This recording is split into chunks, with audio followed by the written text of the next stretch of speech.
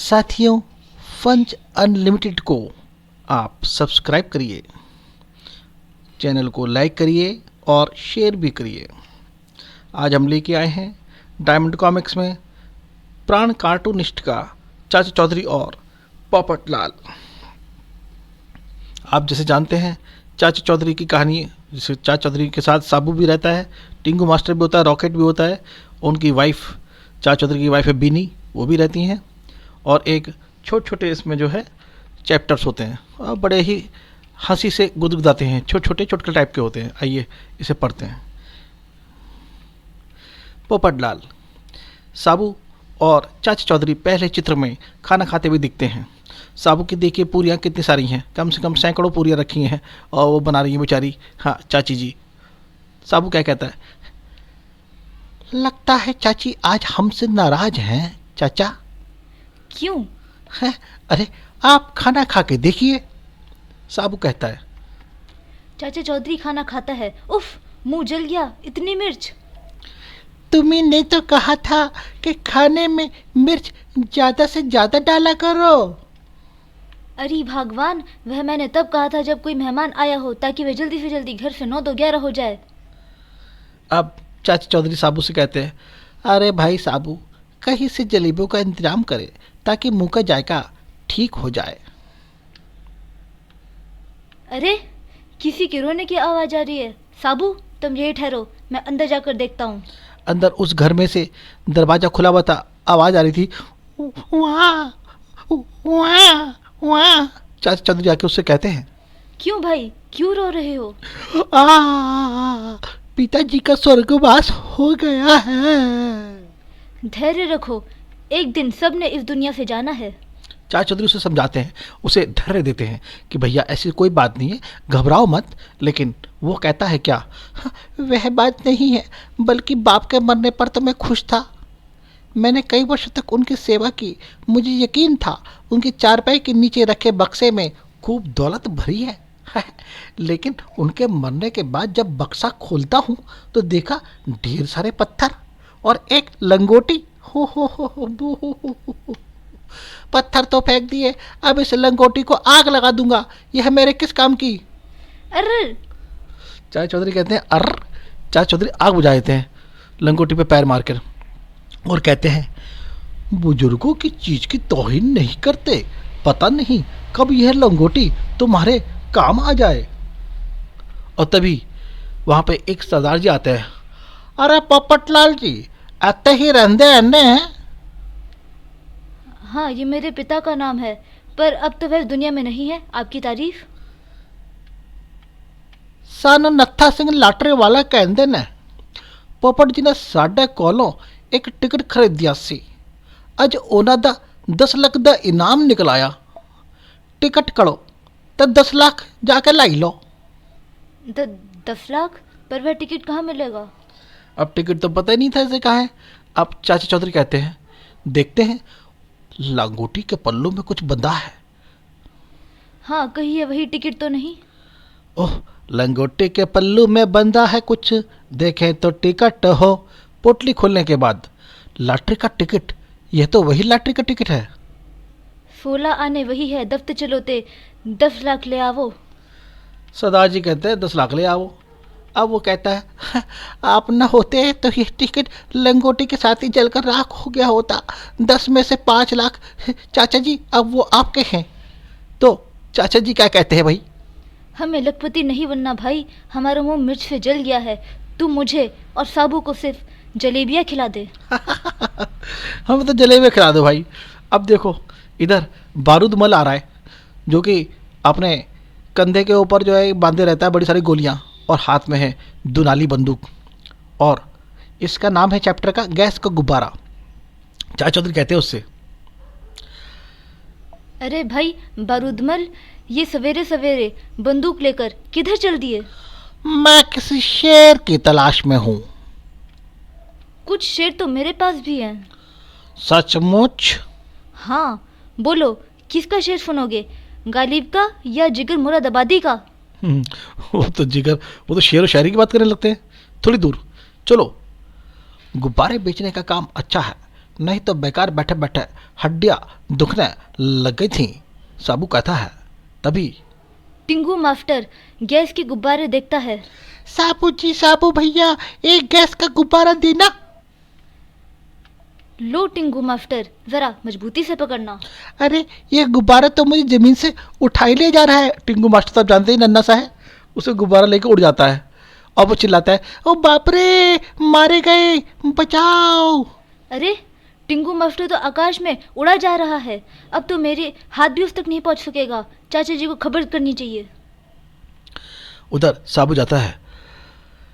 गजब हो गया चाचा जी, टिंकू मास्टर आसमान में उड़ा जा रहा है। बारूद माल के साथ खड़े थे चाचा चौधरी। तो चाचा चौधरी कहते हैं, वह तो बिना टिकट है अमेरिका पहुंच जाएगा। तो उधर बारूद माल कहता है, वह गुब्बारे को छोड़ क्यों नहीं देता। मूर्ख, यदि उसने गुब्बारा छोड़ा तो जमीन पर गिरते ही उसकी हड्डियों का सुरमा बन जाएगा। इधर ला अपनी बंदूक। और चाचा चौधरी उसकी बंदूक छीन लेते हैं बारूद मल की, और उसे किसी ऐसी जगह गिराना चाहिए जहां से उसे चोट ना लगे। यही सुरक्षित जगह है। और निशाना साध कर गुब्बारे पे मार देते हैं। ठा चाचा चौधरी गोली दागता है। गोला, और जो गोली जाके लगती है गुब्बारे के, गुब्बारा बोलता है बड़म, और गुब्बारा फटता है। अरे ये तो मैं तालाब में गिर गया। और लाओ टिंगू मास्टर, हाथ दो, तुम्हें बाहर निकाल ले। और टिंगू मास्टर को इस तरीके से बाहर निकाल के जान बचाई उन्हें। अब पंचू के घोड़े।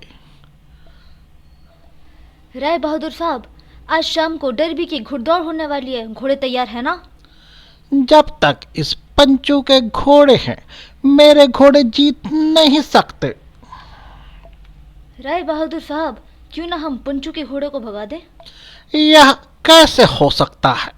पंचू तो अपने अस्तबल के आगे खड़ा है। ये काम आप मुझ पर छोड़ दीजिए। मैं पीछे से अस्तबल में घुसकर आग लगा दूंगा। धधकती आग को देखकर घोड़े भाग जाएंगे, नहीं तो राख हो जाएंगे। वाह, क्या तरकीब निकाली है। लो, 10,000 पेश की, बाकी काम पूरा होने पर दूंगा। वह पीछे से घुसता है। आग से घोड़े घबरा कर भागते हैं।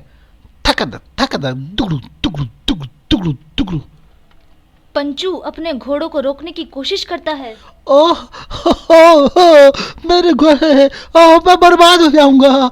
अगर आज शाम घुड़दौड़ में मेरे घोड़े नहीं गए तो मुझे लाखों का नुकसान हो जाएगा। और घोड़े जा रहे हैं, कुड़ुक कुड़ुक धुड़ुक दुगड़ू दुगड़ू दुगड़ू। अरे भाई साबू, ये जाल लेकर किधर चल दिया? और साबू बहुत बड़ा जाल लेकर जा रहा था। आहा, अरे चाचा जी, बेकार बैठे बैठे आलस आने लगा था। सोचा क्यों ना समुद्र के तट पर जाकर मछलियां ही पकड़ी जाएं। चाचा जी, मैं बर्बाद हो गया। अगर शाम की घुड़दौड़ में मेरे घोड़े शामिल ना हुए तो मैं किसी को मुंह दिखाने योग्य नहीं रहूंगा। पंचू, तुम फिक्र मत करो, साबू घोड़ों को रोको। उधर साबू चिल्लाता है, जय बजरंग बली। अभी वे ज्यादा दूर नहीं गए होंगे। वे रहे, आ जाओ नादानो, कहाँ भागे जा रहे हो? और साबू भागते हुए घोड़ों को ऊपर अपना जाल, बड़ा सा जाल फेंक देता है, जिसमें घोड़े फंस जाते हैं और वो हिनहिना भी नहीं सके। लेकिन हाँ, थोड़ी बहुत आवाज आ रही थी, हिन हिनाना हिन। वे फंस गए। लो भाई पंचू, संभालो अपने घोड़े। धन्यवाद साबू, आज तुमने मुझे बर्बाद होने से बचा लिया। दूसरे दिन चाचा चौधरी खबर पढ़ रहे थे पंचू के बारे में। हाँ, और बताते हैं दैनिक नौकजोन अखबार में, साबू देखो, इस बार की डर्बी रेस में फिर चंपू का घोड़ा फर्स्ट आया है। अब वह लड्डू लेकर आ ही रहा होगा इधर। इधर धमाका सिंह की गुलेल पड़ते हैं। अब ये दो लोग हैं, धमाका सिंह और गोबर सिंह। गोबर सिंह इसमें इनका बॉस है, और धमाका सिंह वो इसका जैसे सांबा होता है, गब्बर सिंह और सांबा, वो वाली बात है, सांबा। तो यह है धमाका और एक है गोबर। धमाके ने कुछ कर लिया है। तो धमाका सिंह, यह क्या कर रहे हो? गोबर सिंह, आज मैं तुम्हें नया धमाका दिखाने जा रहा हूँ। वह सामने पुतला खड़ा है, अब देखना। है, मेरा निशाना। है, क्या बात करते हो। सर्राट। और गुलेल बहुत बड़ी पेड़ से लगी हुई रबड़ को खींच के उसने गोले को फेंक दिया दूर और पुतले पे जाके गिरता है गोला लोहे का। धड़ाक की आवाज के साथ पुतला नेस्तनाबूद हो जाता है और धमाका सिंह कहता है, अब जरा सोचो कि अगर इस पुतले की जगह चाचा चौधरी होता तो उसका क्या हाल होता।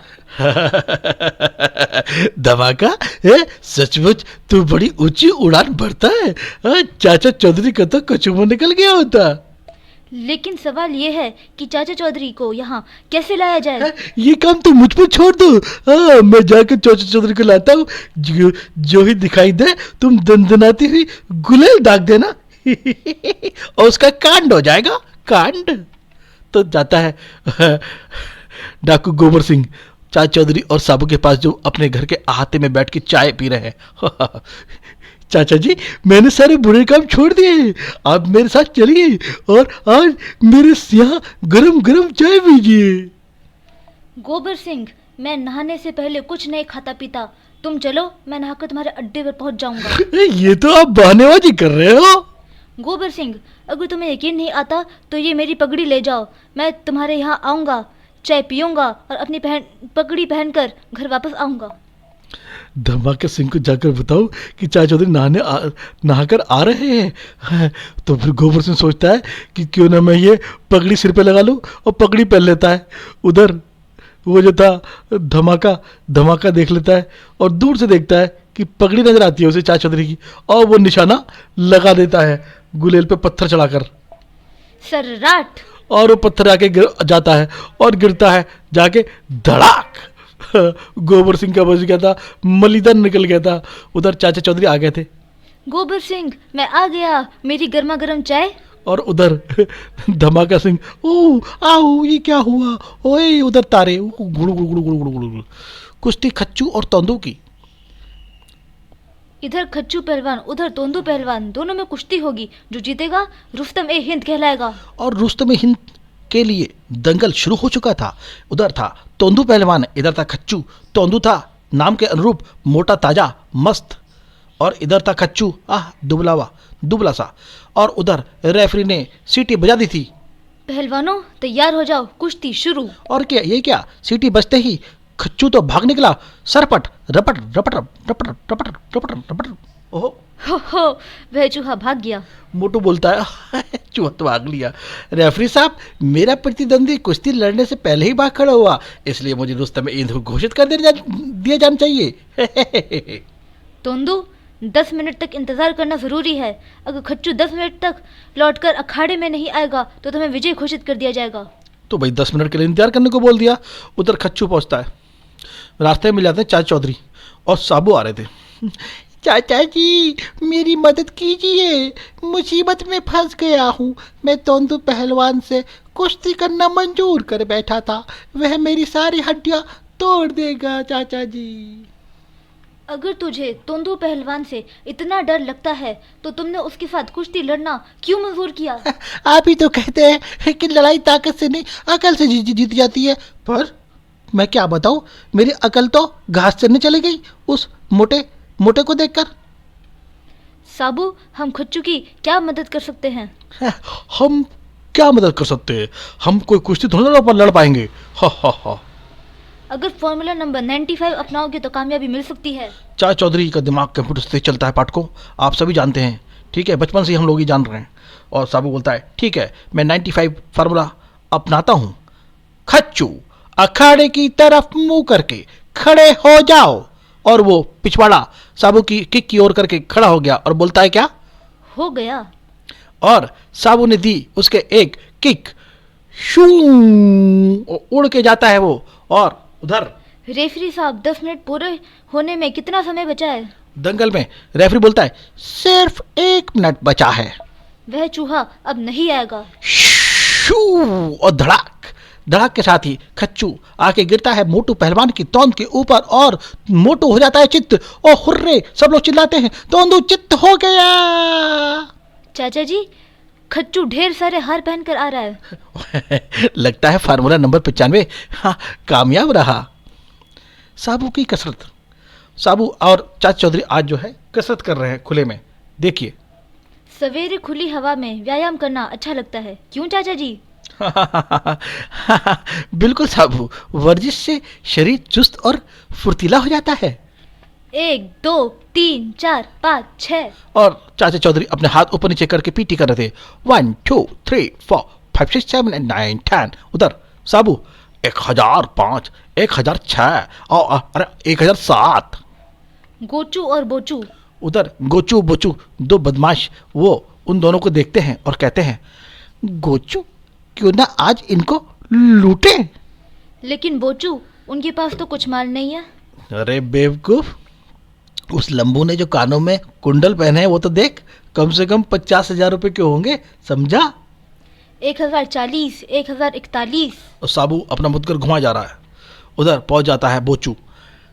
बस काफी हो गई वर्जिश, रुक जाओ और अपने कानों के दोनों कुंडल हमरे हवाले कर दो। चाचा चौधरी भी हैंड्स अप कर लेते हैं। ये क्या हो रहा है? मच्छरों, तुम्हारी ये हिम्मत!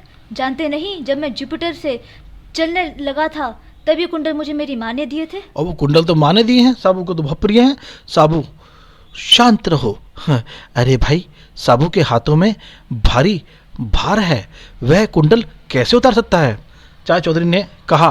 तब भार नीचे फेंक दो। क्या? इशारा समझ गया। चाचा चौधरी का दिमाग कंप्यूटर से तेज चलता है। पाठकों, आप तो सब जानते ही हो इस बात को। और फिर साबू ने अपना भार नीचे फेंक दिया, वो भी कहाँ, उन दोनों के सिर के ऊपर ही। भड़ाक आ, और दोनों की हो गई दिवाली। अब दिवाली का समय है और मिठाई की बातें हो रही हैं। चाचा चौधरी से साबू कहता है, आज चाचा जी, आज दिवाली है, मिठाई नहीं खिलाओगे? साबू, तुझे मिठाई खिलाने की हिम्मत मुझ में तो नहीं है। हाँ, मैं कोशिश करूंगा कि किसी तरह तुम्हारा मुंह मीठा करा दूं। दीपू पटाखे लेने गया है, वह आ जाएगा तब हम आतिशबाजी जलाएंगे और तू उसे देखकर अपना मन बहलाना। और थोड़ी देर में दीपू आ जाता है। चाचा जी लो, मैं पटाखे लाया हूँ चाचा जी। तो चाचा जी ने ले लिए पटाखे। सबसे पहले हम ये रॉकेट छोड़ेंगे। चाचा चौधरी छोड़ते हैं रॉकेट, और रॉकेट में आवाज आती है, सर्र। वाह, यह तो मेरे सिर से ऊपर निकल गया। साबू कहता है। थोड़ी ही दूर पर दो व्यापारी अपना वार्षिक हिसाब किताब कर रहे थे। सेठ छकमल जी, हमने आपको 2.5 लाख की रुई भेजी और आपने हमें 1.5 लाख रुपए का सरसों का तेल दिया। हाँ, ठीक है ना? बरोबर। तो लाइए बाकी का 1 लाख रुपया। ये लीजिए सेठ धेलानंद जी। धेलानंद जी को मिल जाते हैं पैसे 1 लाख रुपए। सेठ धेलानंद चलते हैं रुपए बैग में डालकर अपनी दुकान की तरफ। हाँ, आप जाकर सबसे पहले लक्ष्मी पूजा करेंगे। अरे झटकू, देख, सेठ धेलाचंद 1 लाख रुपए लेकर जा रहा है। उधर दो बदमाश, सोचते क्या हो तुम, इसके सिर पर डंडा मारो, मैं उसका बैग लेकर चंपत हो जाऊंगा। ठीक है। और दिया एक सिर के ऊपर प्रहार, ताड़। हाय, मार डाला। उड़ गई टोपी और ऐनक और गिर गया वो सेठ धेलाचंद। पकड़ो पकड़ो, हाँ वो मेरा 1 लाख रुपया लेकर हाँ भाग रहे हैं। बच्चों, पीछे हट जाओ, अब ये एटम बम चलने वाला है। उधर चाचा चौधरी लगा दी थी एटम बम में आग, और दोनों बदमाश भी एक साथ उसी समय भागते हुए आए एटम बम के ऊपर ही, और कहते हुए, मटकू तेज भागो, कहीं कोई आफत ना आ जाए। अब किसकी फिक्र है? वे सेठ तो पड़ा रो रहा होगा, लेकिन उन्हें मालूम नहीं था कि आफत उनके कदमों के नीचे ही है। और आफत बोलती है क्या? बड़ाम। हाय, मर गए, मर गया। और उधर, ओह मेरा बैग, बाप रे, खोपड़ी टूट गई। और दोनों की खोपड़ी टूट जाती है। हाय, ओ चाचा जी, आपने एटम बम चलाकर इन बदमाशों से मेरा 1 लाख रुपए बचाया। मेरी ओर से कृपया ये 10,000 स्वीकार करें। अब सेठ जी, मैं रुपयों का क्या करूंगा? तुम साबू को 50-60 किलो मिठाई खिला दो, यही काफी है। वाह, मिठाई का प्रबंध हो गया। और इस तरह से साबू का मुंह मीठा होता है। अब डमरू और रोकन, दो ठग, वो भी कुछ बदमाशी कर रहे हैं। तो रोकन कहता है डमरू से, डमरू, इस खजूर के पेड़ पर अभी फल नहीं आए, फिर तू उस पर चढ़ क्यों रहा है? तू पागल हो गया है क्या? और डमरू के हाथ में है एक कांटा। रोकन, तुझे खजूर खाने से मतलब है या पेड़ गिनने से? यह पेड़ सड़क के किनारे पर है। जो कि सड़क से गुजरेगा उसकी टोपी पगड़ी उतार लेंगे और फिर उसे बेचकर खजूर खरीद लेंगे। वाह डमरू, श्श्श, कोई आ रहा है। कांटा फेंको। एक आदमी आता है हैट लेके, उसके हैट में कांटा अटकाते और हैट को खींच लेते हैं ऊपर, और वो चिल्लाता है मेरा हैट। और है ऊपर जाकर गायब हो गया। और वो अरे जाके शिकायत करता है। अरे भाई, इस सड़क से ना जाओ, सिर पर जो कुछ होता है उस पेड़ के नीचे से जाते ही गायब हो जाता है। चाचा चौधरी आ रहे होते हैं साबू के कंधे पे बैठ के। है क्या? ऐसा? अच्छा, देखते हैं। और उधर वो दोनों क्या बोल रहे हैं? इस बार पगड़ी वाला आ रहा है, वह ज्यादा पैसों में बिकेगी, कांटा फेंको। और वो कांटा फेंकते हैं। चाचा चौधरी की पगड़ी में कांटा अटक जाता है। वो चिल्लाते हैं कांटा खींच नहीं रहा, जोर से खींचो। साबू खींचो। और साबू ने वो उसे उल्टा खींच लिया और दोनों आते हैं उड़ते हुए। सर्राट। और आवाज आती है फटाक। ओ, दोनों के मुंह फूट जाते हैं। मारे गए रे। चाचा चौधरी की बास्केट। दो महिलाएं आपस में कुछ बात कर रही होती हैं। मेरे पति की बास्केट काफी फट गई है, मैं उनसे कहूंगी कि कपड़ा लाकर नई बास्केट सिलवा लो। एक फटी चिथड़ी बास्केट टंगी हुई खूंटी पर। ओह वाटे पीटी। कमनी, क्या नया कपड़ा लाने की जरूरत नहीं है? तुम्हें इस फटी पुरानी बास्केट के बदले नई बास्केट मिल सकती है। वह चाचा चौधरी गुजर रहा है ना, उसकी नई बास्केट हम हड़प लेते हैं। ये तरकीब बहुत अच्छी है। अब कमनी बुलाती है चाचा चौधरी को। चाचा जी आइए, चाय पीते जाइए। चाय? आज तुम्हारी चाची ने मुझे चाय बनाकर नहीं दी, मैं इसी फिराक में था कि कहीं से चाय मिले। चाचा चौधरी को चाय नहीं मिली। वो पहुंच गए चाय पीने के लिए और बोलते हैं क्या, वाह लगता है इलायची डाली गई है इसमें। चाय का एक घुट पीते ही गर्मी आ गई। अब जरा बास्केट उतार दूं। वो अपनी गर्मी लग जाती है, बास्केट उतार देते हैं। बास्केट उतार कर मुझे दे दीजिए और आप आराम से चाय पीजिए। चाचा चौधरी चाय पीते हैं, वो बास्केट लेके चले जाती है। फिर चाचा चौधरी बोलते हैं उससे, कमनी चाय के लिए बहुत बहुत थैंक यू। अब मैं चलता हूँ, मेरी बास्केट जरा वापस दे दो। ये लीजिए। तो चाचा चौधरी देखते हैं तो फटी हुई है। मेरी बास्केट इतनी फटी पुरानी तो नहीं थी। ये आपका वहम है, यह काली बास्केट वही है जो आपने मुझे दी थी। और उसने उन्हें ऐसे बेवकूफ़ बना दिया। और फिर क्या कहती है कमनी, देखा कैसे बुद्धू बनाया चाचा चौधरी को। कमनी के पति देव। कमनी, मुझे बाजार जाना है, जरा मेरी बास्केट देना। ये लो बास्केट दे देती है नई वाली। मगर मेरी बास्केट तो फटी पुरानी थी, ये किसकी है? ये चाचा चौधरी की है। मैंने उसकी बास्केट से आपके बदल दी, वह आपकी पहन कर चला गया। कैसा बुद्धू बनाया ना।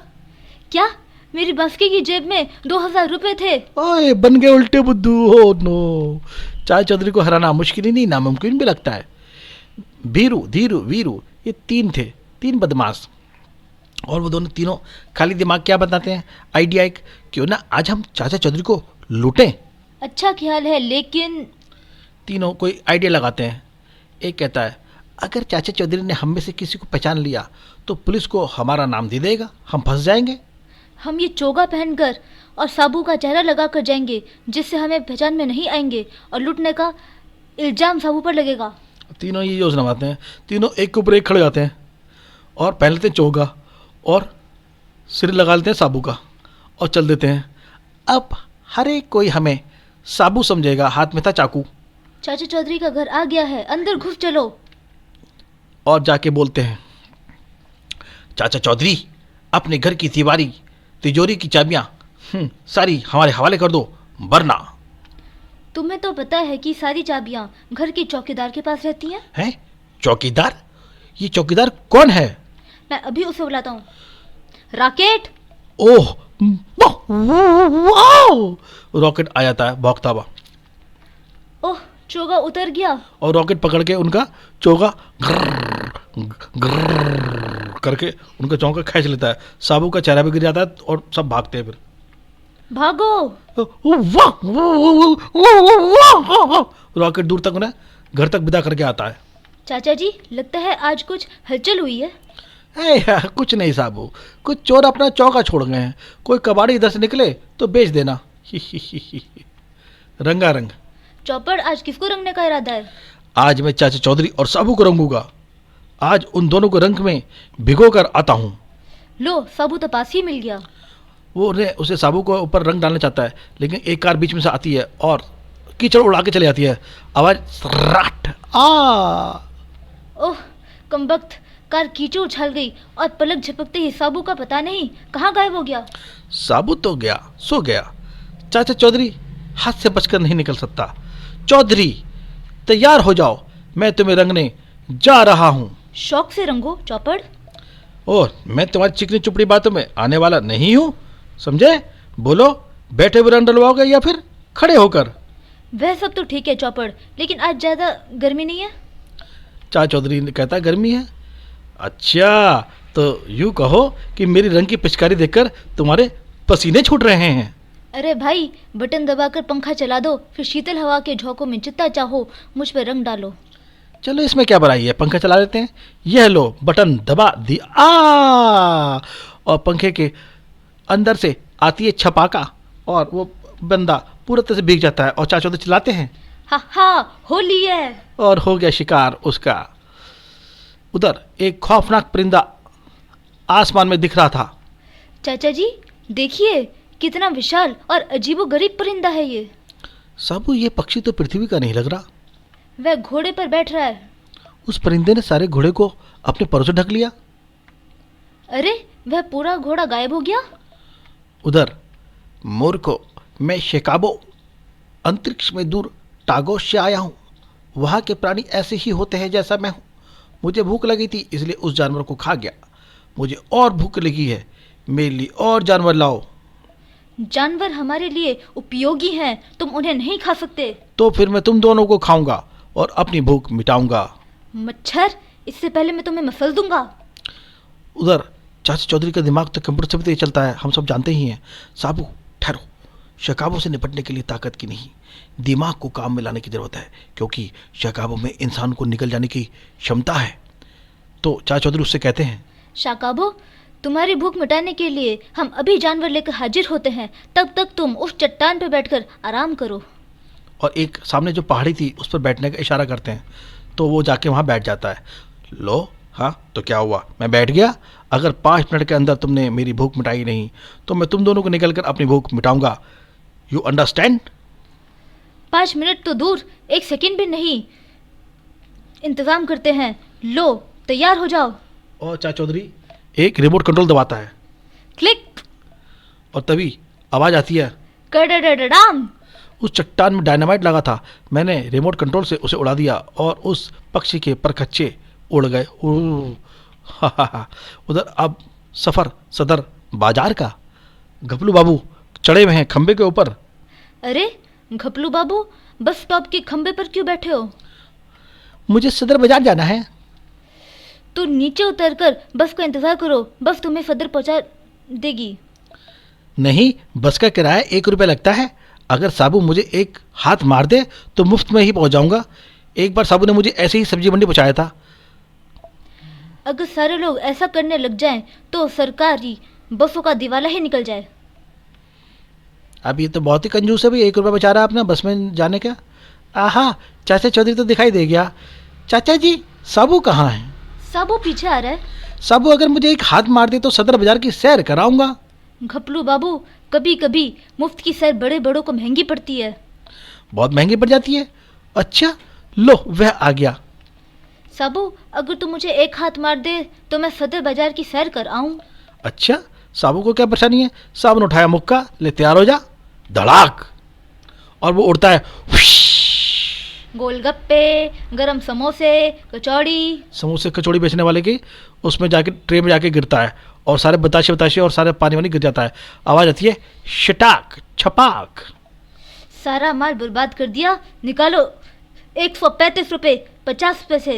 हो, 1 रुपये बचाने चले थे और करीब 150 रुपये का फटका लग गया। उधर जोरो, गोबर सिंह, यह क्या है? जोरो एक प्लास्टिक का पहलवान जो साबू को हराएगा। एक प्लास्टिक लेकर आया है गोबर सिंह। साबू बहुत लंबा चौड़ा है ना, इसलिए हमें उससे डर लगता है।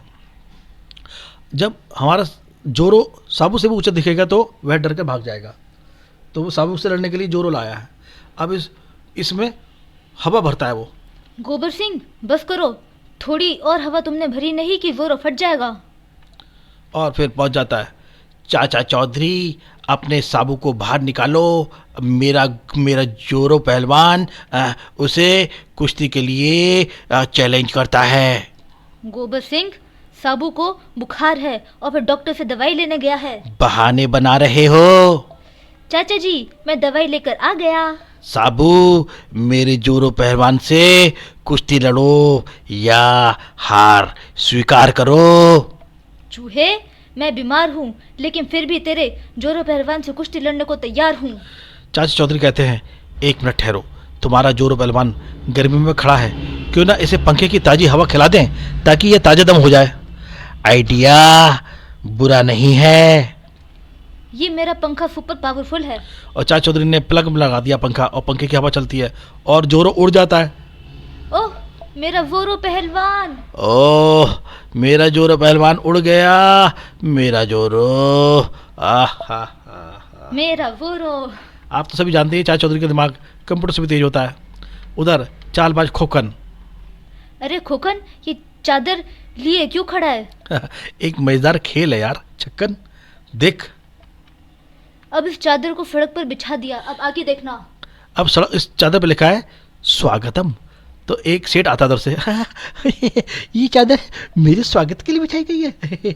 और वो पैर रखता है, लेकिन तभी वो क्या करता है, राहगीर का पैर चादर पे पड़ते ही इसे खींच लो, धड़ाम, और वो सेठ बेचारा नीचे गिर जाता है और दोनों हो ही हंसते हैं। अब चाचा चौधरी आ रहा है, अब की बार उसे गिराएंगे। चाचा जी, आगे हमारे स्वागत के लिए चादर बिछाई गई है।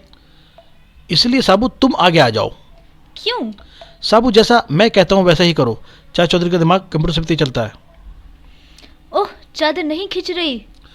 साबू ने पैर रख दिया, अब वो तो चादर खींच नहीं पा रहे। अब वो कहता है एक छक्कन, जोर लगाओ, जोर लगा के हई शाह, और चादर फट गई और दोनों कड़ाक की आवाज़ के साथ ही पीछे जो खिड़की के कांच तोड़ते हुए अंदर जा पहुंचे। और उधर वो आदमी कमबख्तो, मेरी खिड़कियों की शीशा तोड़ दिया और दोनों की सुताई कर देता। और अब चाचा चौधरी और डायनासोर, इधर डायनासोर नजर आता है और जो बोलता है आर्ग आर्ग आर्ग। कुंदन, गोली चलाओ। ओह, शेर का शिकार करने आए थे मगर यह तो कुछ और ही सामने आ गया। गोलियां उस पर असर नहीं कर रही। ठा ठा ठा आर्ग करते हुए वो डायनासोर उनमें से एक को निकल लेता है, दूसरे को दबोच लेता है और वो चिल्लाता है बचाओ। एक बच्चा वहां से बच के भागता है। वह उन दोनों को हड़प गया। वह मेरे पीछे आ रहा है, लगता है उसकी भूख नहीं मिटी। वह शहर की तरफ ही आ रहा है। और वो डायनासोर कुछ मकान को भी ध्वस्त कर देता है। कड़ाक। मास्टर जी, मैंने जंगल में डायनासोर देखा, वह शहर की तरफ आ रहा है। मास्टर जी से बताते डायनासोर के बारे में। मास्टर जी उसके कान पकड़ते हैं। राहीन, तू बेवकूफ़ का बेवकूफ़ रहा। क्लास में मैंने कितनी बार पढ़ाया कि डायनासोर 1000 साल पहले धरती पर होते थे और अब खत्म हो गए। तब मैंने जो देखा वह क्या था? बेटा राहीन, घर आ गए। पिताजी, मैंने एक विशाल डायनासोर देखा। तुम जो बार बार फिल्म जुरासिक पार्क देखते थे ना, उसका असर तुम्हारे दिमाग पर होना ही था। मेरी बात का कोई यकीन नहीं कर रहा। मुझे चाचा चौधरी के पास ही जाना चाहिए। चाचा जी, क्या आप मेरी बात पर यकीन करेंगे? कहो राहीन। अगर आप जल्दी उसे नहीं रोकेंगे तो डायनासोर सारे शहर में बर्बादी मचा देगा। क्या तुमने डायनासोर कहा? साबू भी हंसता है। ये लड़का तो हमें बेवकूफ बनाने आया है। रुको साबू, हमें उसकी बात को गंभीरता से लेना चाहिए। राहीन, तुमने उसे कहाँ देखा? कुंदन और बेहराम जंगल में शिकार करने गए थे। कौतूहल से मैं भी उनके साथ हो लिया। वहाँ अचानक विशाल का जीव निकला और दोनों शिकारियों को निगल गया। ये कहानी कहने के लिए मैं जान बचाकर भाग आया। हो सकता है हजारों सालों से डायनासोर का एक अंडा समुद्र में पड़ा हो और लहरों के साथ वो आ गया हो तट पर। उसमें सोचता है वो जीव निकल के आ गया हो और बड़ा भी हो गया हो। इससे पहले कि वह कहीं और जाने ले, हमें उस दैत्य को मारना होगा। साबू, तुम भी तैयार हो जाओ। साबू तलवार लेके निकल पड़ता है। राहीन, हमें तुम वहाँ लेकर चलो जहाँ तुमने उस विशाल जीव को देखा। उधर सामने वो डायनासोर एक भैंस को पकड़ के खा रहा था। ओह, वह नरक लोक से आया लगता है। ओह, वह मेरी भैंस को हड़पने जा रहा है। वह अब मेरी तरफ बढ़ रहा है। ओह, वह बहुत ताकतवर है। सपाट डायनासोर ने एक हाथ दिया और साबू जाके गिरा नीचे। वो साबू को पकड़ लिया उसने। आर्ग मेरी तलवार। साबू इसे पकड़ो। साबू को तलवार दे देता है चाचा चौधरी। अब मैं इस पर वार करके बच सकता हूँ। साबू ने उसके ऊपर वार करा। धड़ाक, और उसकी चीख निकल गई डायनासोर की। आर्ग और इधर रॉकेट भी भौंका। क्या उसे समुद्र में बहा आऊं? वह मर गया। उसे समुद्र में बहाओ। नहीं, मरा हुआ डायनासोर ज्यादा कीमती होता है। दिल्ली यूनिवर्सिटी के पुरातत्व विभाग को सूचना देते हैं। वे इस जीव पर रिसर्च करेंगे। बीनी का मोटापा। ये चाचा चौधरी की बीबी हैं। चाचा चौधरी तो बिल्कुल पतले से हैं और बीनी इनकी 5 चाचा चौधरी के बराबर है, इतनी मोटी है। अब वो भार तोलती है। इस भार तोलने की मशीन पर अपना वजन तोल लूं। टिकट बाहर आ गया, जरा देखना क्या लिखा है। इस पर लिखा है एक समय में एक व्यक्ति मशीन पर चढ़े, 2 नहीं। इसका मतलब है मेरा वजन बहुत ज्यादा है। मुझे किसी स्विमिंग क्लब का मेंबर होना चाहिए था। मर गए, ये स्विमिंग क्लब में जाएगी। हो, मेरा तो बहुत खर्चा हो जाएगा। बीनी, तुम वह क्यों नहीं करती जो मेरी माँ करती थी? वे बर्तन साफ करती थी, झाड़ू देती थी, कपड़े धोती थी, घास भी काटती थी, भैंस को नहलाती थी। यह एक अच्छा व्यायाम है, मोटापा घटता है। लेकिन क्लब में कई औरतें भी मिलती हैं जिनसे चटपटी गप्पे मारने के साथ व्यायाम भी होता है। उधर वो तो निकल गई बीनी स्विमिंग क्लब की ओर। और उधर गामो उस महिला ने कीमती जेवर पहने हैं ना। हामो, जाओ और सुनसान जगह पर उसे लूट लो। पीछे से आवाज देता है हामो। मैडम रुकना। फिर कभी, अभी मैं अपना वजन घटाने स्विमिंग क्लब जा रही हूँ। तुम्हारा कुछ भार तो मैं कम कर सकता हूँ। अपने जेवर उतार कर मेरे हवाले कर दो, समझी? लो, मगर मेरी जेब में जो भार है वह कम नहीं हुआ। अच्छा, इसका मतलब इसकी जेब में भी कुछ रुपए हैं। अच्छा, तो वह भी निकालो। चाकू दिखाता है। वह ये रहा, जेवर वापस करो जल्दी। उसने पिस्तौल निकाल ली बीनी ने। गामो, अरे उसने तो पिस्तौल निकाल लिया। बेवकूफ, उस पिस्तौल में जंग लगा है, उससे चूहा तक नहीं मर सकता। और जाता है फिर गामो। मैं जाता हूँ उस औरत को लौटने। वह मुझे धोखा नहीं दे सकती। और जाके बीनी से कहता है, मुझे पता है कि तुम्हारे पिस्तौल से चूहा भी नहीं मर सकता। तो बीनी उस पिस्तौल को पीछे फेंक देती है। जब इतनी बेकार है तो पीछे फेंकती हूँ और पिस्तौल जाके पड़ती है उसके गंजी टकले पे। कैसी आवाज़ दी थी? धड़ाक। और उसका डंडा नीचे गिर जाता है और फूटा हुआ सिर गुमड़ा लेके आ जाता है वापस। तुम्हें उसने दिल में तारे दिखा दिए। बूह। एक स्विमिंग क्लब आगे है। फालतू चर्बी हटाएं, स्विमिंग क्लब अपनाएं। वहाँ एक पियोन खड़ा था। पियोन से बोलती है, मुझे क्लब की मालकिन से मिलना है। पियोन दिखाता है मालकिन को। वह रही, और मालकिन इतनी मोटी थी कि बीनी से भी दुगनी मोटी। बीनी भागती है वापस। मुझे किसी ऐसे क्लब में जाना चाहिए जिसकी मालकिन मुझसे दुबली हो। जल कन्या, रोशन लाल, तुम्हारी अंगूठी आज बड़ी चमक रही है। डायमंड की जो है। डायमंड की अंगूठी पहन के घूम रहा रोशन लाल, तब तो कीमती होगी। हाँ, 20,000 रुपए की है। शादी पर मेरे ससुर ने ये उपहार में दी थी। अच्छा, चलता हूँ, शादी मुबारक। धन्यवाद। ये झील कितनी खूबसूरत शांत है। इसके पास से गुजरना मुझे अच्छा लगता है। बचाओ बचाओ। ओह, वह महिला डूब रही है। बचाओ। मैं आ रहा हूँ। रोशन लाल जाता है बचाने उसे। मुझे जल्दी उस तक पहुँचना चाहिए, वरना एक जान चली जाएगी। हा हा। तुम हंस रही हो? तुम्हारी जान खतरे में नहीं है? पानी के अंदर हवा से भरी एक ट्यूब मुझे सहारा दे रही है, इसलिए मैं डूब नहीं सकती। तब क्या तुम मुझे साथ मजाक कर रही थी? नहीं, अपना कीमती अंगूठी मेरे हवाले करो, नहीं तो पानी में तुम्हारी कब्र होगी। ओह, तो तुम मुझे लूट रही हो? अच्छा, ये लो। तुम अक्लमंद लगते हो। थोड़ी देर बाद एक और आदमी गुजरता है। ये झील कितनी सुंदर है। बचाओ बचाओ। ओह, वो आदमी भी बचाने भागता है उसे। धीरज रखो, मैं अच्छा तैराक हूँ, तुम्हें डूबने नहीं दूंगा। अपनी घड़ी मेरे हवाले करो। यह तो इम्पोर्टेड है। तभी तुम्हारी कलाई पर जज नहीं रही। थोड़ी दूर। रॉकेट, धीरे चलो। चाचा चौधरी, वहाँ झील पर एक चालाक औरत ने मुझे लूट लिया और अंगूठी ले ली। मेरी घड़ी ले ली। मेरी चेन छीन ली। रॉकेट चलो, जरा हम भी झील की तरफ घुमाएं। बचाओ बचाओ। बचाओ बचाओ के बाद फिर निकालती है औरत। चाचा चौधरी उसे बचाने भागते हैं। मैं तुम्हारी जान बचाने आया और तुम मुझे पिस्तौल दिखा रही हो। हा, ही, मैं डूब कर मर नहीं सकती।